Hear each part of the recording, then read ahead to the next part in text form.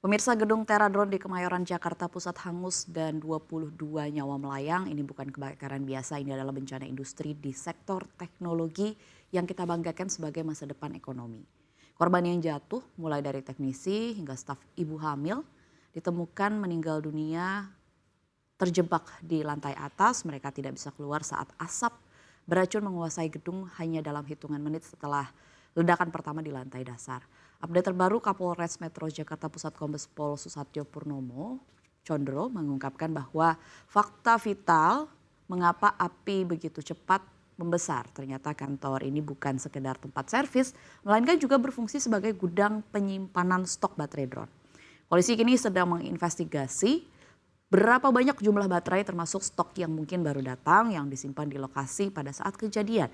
Inilah yang diduga menjadi bahan bakar utama yang membuat api menjadi tak terkendali.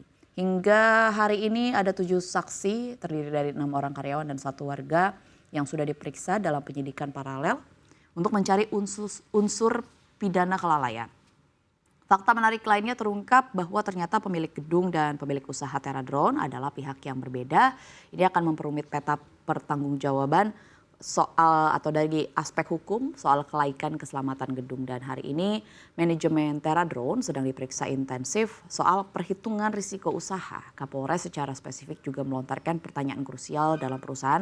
Apakah manajemen merasa cukup hanya menyediakan alat pemadam api ringan atau APAR biasa untuk menghadapi api baterai litium? Kita lihat ulasannya di slide yang pertama. Pemirsa, untuk memahami mengapa APAR biasa itu sia-sia, mari kita pahami sains di balik monster kimia ini. Fenomena ini disebut thermal runaway. Berbeda dengan kebakaran kayu, api litium ini nggak butuh oksigen dari luar karena membawa oksigennya sendiri di dalam sel katoda.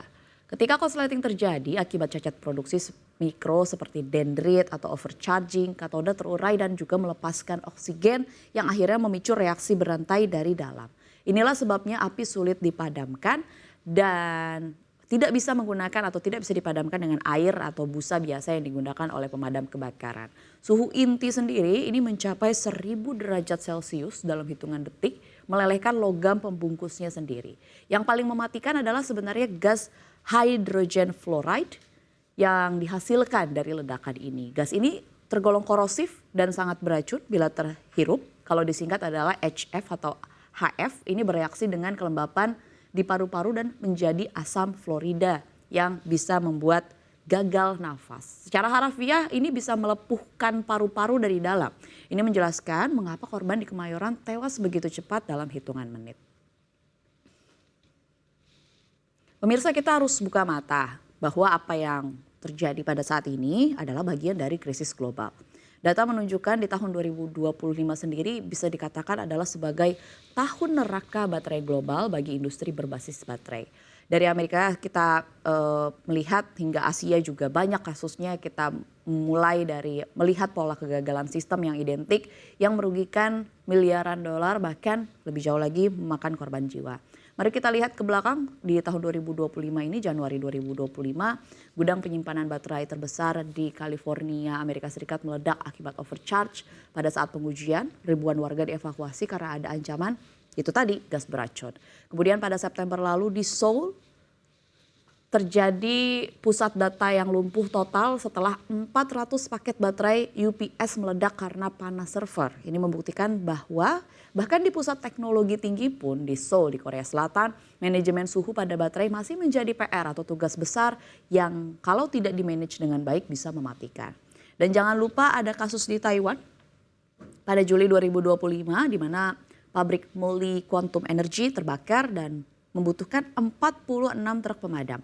Kenapa sulit padam? Karena reaksi kimia thermal runaway yang tadi sudah saya jelaskan ini terus berulang polanya seperti yang tadi sudah kita ulas bersama. Mereka memproduksi oksigennya sendiri, pemirsa, membuat api seolah hidup kembali meski sudah disiram atau dipadamkan. Nah, risiko ini yang bahkan sudah masuk atau risikonya sudah terbuka di kabin-kabin pesawat.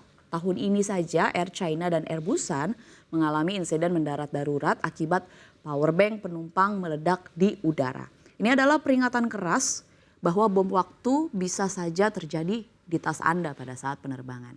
Semua rentetan ini sebenarnya sudah diperingatkan oleh tragedi Arisel di Korea Selatan yang sebenarnya pada saat itu di tahun 2024 di bulan Juni 23 orang pekerja tewas terjebak di gudang. Polanya sama, api menyebar begitu cepat di ruang produksi karena minimnya partisi tahan api dan sistem pemadam yang tidak spesifik untuk litium.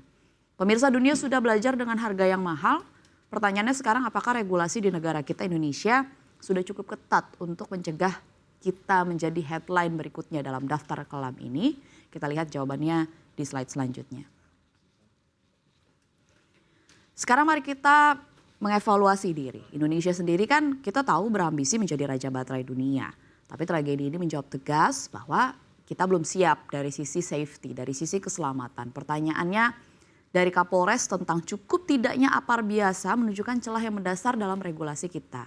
Belum ada aturan spesifik yang mewajibkan gudang baterai memiliki sistem pemadam kelas logam atau kelas D. Karena kalau kita lihat sebenarnya APAR biasa ini tidak memenuhi standar, tapi standar global adalah pemadam kelas D atau logam atau AVD agent.